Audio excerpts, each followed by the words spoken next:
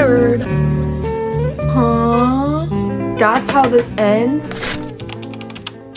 Hi, hello, welcome back to my corner of the internet. Today we're going to be continuing on in the Fourth Wing Empyrean series. First, before we dive into this reading vlog, I want to talk about my thoughts of this series as a whole so far. I only read this book because of the hype that I saw on TikTok and everywhere, basically. I feel like it didn't really live up to the hype. Now that the hype has kind of died down a little bit, I can appreciate it for what it is. I don't know of a ton of adult fantasy books that have dragons as the main focal point of the story. I feel like that's why this book is so popular, especially with the romantasy genre just exploding recently. I kind of want to go back and reread this and give it another shot and see if I changed my mind about it. I originally gave it 3.75 stars. It was good, but it wasn't extraordinary to me. Then I read Iron Flame a year after it came out. I was still kind of I don't know if I want to read it. This one was a completely different book than Fourth Wing.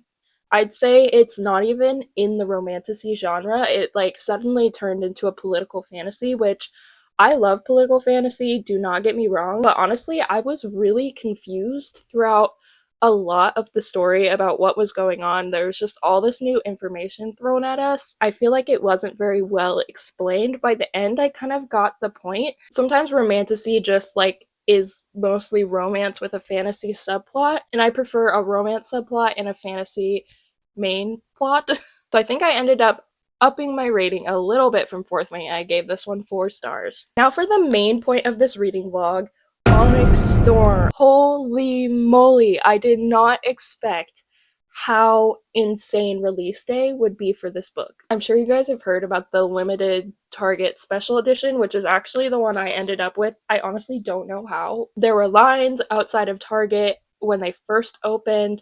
There were some Targets where people were running in and trying to grab as many books as they can. There were people online selling this edition for $300+. It was basically trying to get Taylor Swift tickets. This book was not available for pre-order, so I literally had it in my calendar that at 12 a.m. on the release date to order it for shipping or for pickup, and I got on their site and it was just crashing. Somehow I was able to check out after 20 tries of putting it in my cart, and I was able to get it for pickup.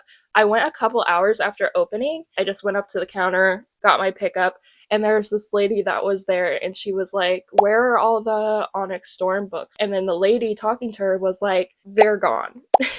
There are no more. I guess I was just one of the lucky few that got through the Target website and was able to order it. I wanted this one over the deluxe edition that they're selling on Amazon and in Barnes & Noble because this one has pictures. The sprayed edges are a little bit different, if you can see that. I'll do a separate clip for an overview of what the pictures look like. It's super cool on the inside, and I'm really glad that I was able to get one. I'm not gonna lie, I'm actually 300 pages into this book. I was gonna start this reading vlog earlier, but I just had an unexpected busy week. The week of release, I've been reading this for 5 days. I'm reading it at a snail's pace. I read Iron Flame 3 months ago. It's kind of a little bit fresh in my mind, but I also have a horrible memory. So when I first started this book, I kind of forgot a lot of the characters. Rebecca Yarros actually included a character guide in this with all the main characters, their dragons, and their signets, or special abilities, which I do appreciate, but also it's just the main characters, which I can remember who the main characters are. I was very confused the first part of this book, and it took me forever to get through, and honestly, when I was on page 125, 150, I was really bored. But when I reached page 200, it sped up a lot. This is a non-spoiler vlog, so if you are not through with this book, you can read along with me. You can watch this before you read it. There's not going to be any spoilers. Also, look at my cute little dragon bookmark. It's supposed to be toothless, I'm pretty sure, from How to Train Your Dragon, and guys, I swear, that is one of my favorite movie series, top tier for me. I'm not gonna lie, I cry during every single one. And when the live action comes out, I'm gonna be crashing out in the theater. I'm probably gonna have to leave. I really like dragons, if you couldn't already tell.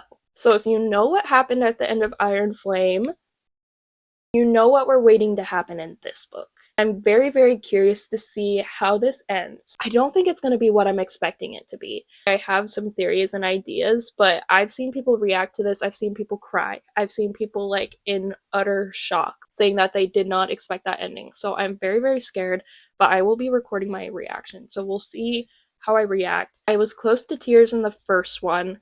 I was just kind of like surprised at the end of Iron Flame, so we'll see how my reaction is at the end of this one. Anyways, I know that was a very yappy intro, but I just wanted to kind of give my initial thoughts of Onyx Storm and then also my thoughts of the series as a whole. So let's get into reading the rest of this book.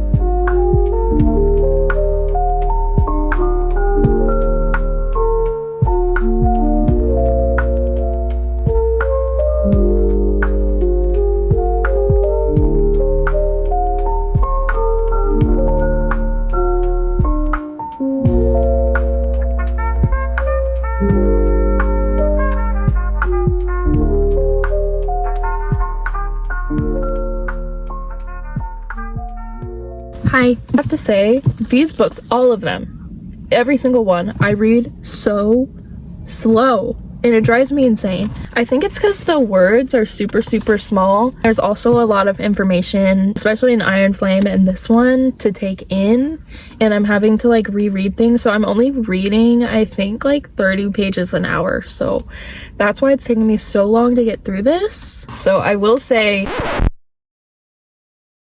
they stray off of the map in this book, and I wish that we had a separate map so I can follow where they're going, because it's a little confusing to me. Like, I wish they had the main map in the front and then like in the other map in the back.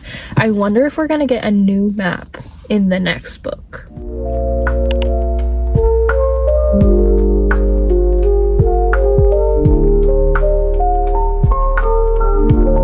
There's like nothing more satisfying than taking off your makeup after a long day. If you want to cut out these little rubber bands, use nail clippers. It'll just cut it so you don't have to try to like tug at your hair to get it out. So it just snaps and then it's out. You're welcome. I'm about to do my skincare and then I'm gonna get all cozy in bed. I'm gonna read until I fall asleep. Something just happened and I was not expecting that.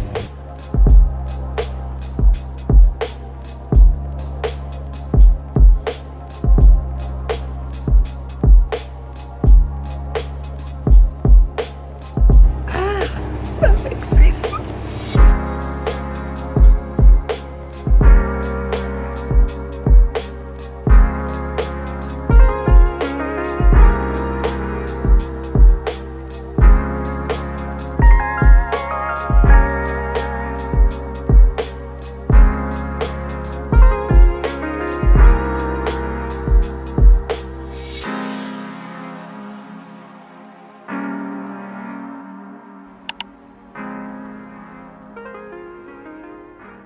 It's happening, y'all.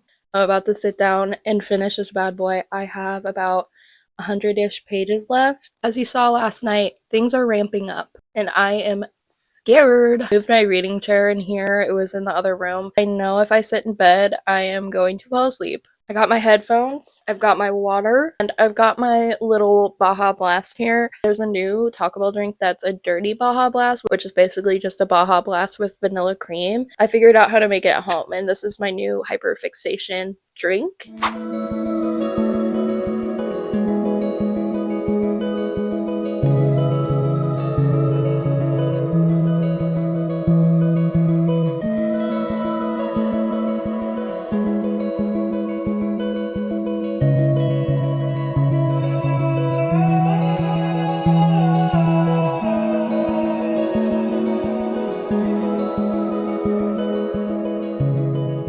I'm on page 424. I just found out some information that we've all been waiting for. If you know, you know. Was not expecting that, honestly. That was kind of like the last thing I thought it was gonna be. I think we're reaching that point at the end of every book. Something big's gonna happen, and I swear, Rebecca, if you kill off one of my favorite characters, I'm coming for you, girl. What?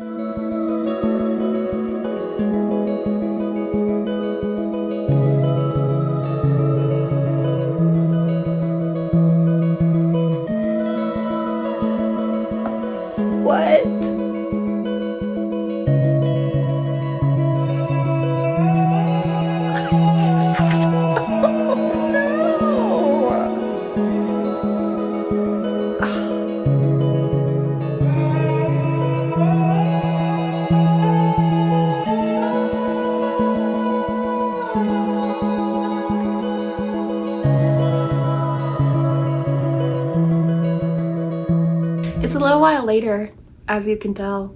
I fell asleep. Yeah, so silly little me thought I was going to be able to finish the last 140-ish pages of this book in a couple hours. I don't know why I always forget that I'm a slow reader, and so it's taken up pretty much my whole day. I can't think of anything else except finishing this book, and I cannot move on with my life until I finish this book. I'm on page 472, chapter 58. We've got about 60 pages left. Yeah, I can't believe that I fell asleep during this part. It was not boring. I was just really tired for some reason. I don't know.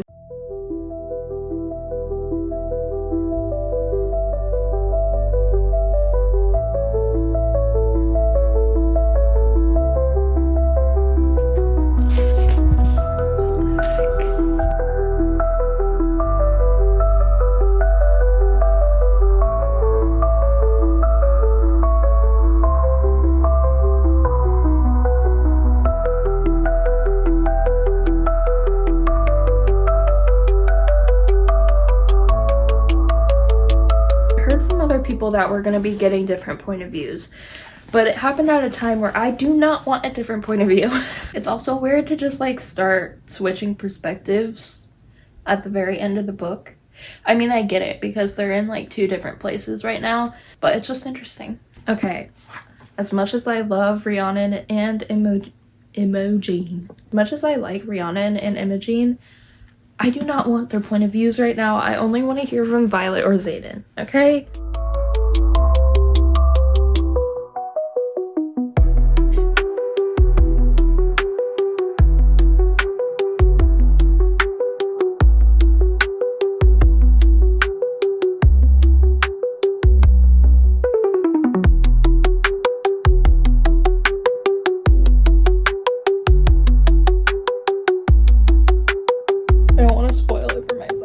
Oh my gosh, I only have 2 chapters left. This is my favorite picture out of all of them. Look at her.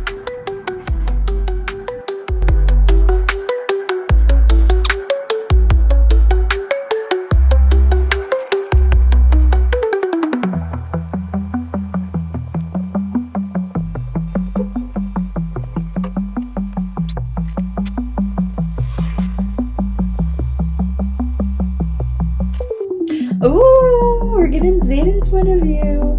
I don't know if I should be excited or not. Wait, is this the last chapter?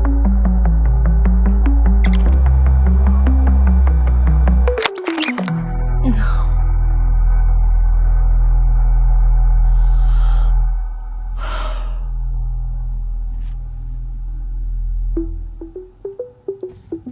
Huh? What?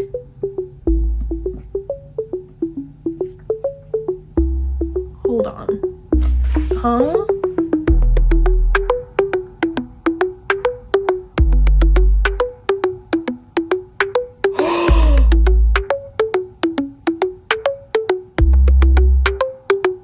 Are you kidding?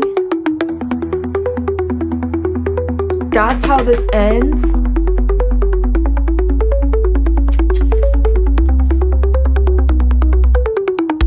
And now I have to wait a year or more for the next one to come out. You're joking.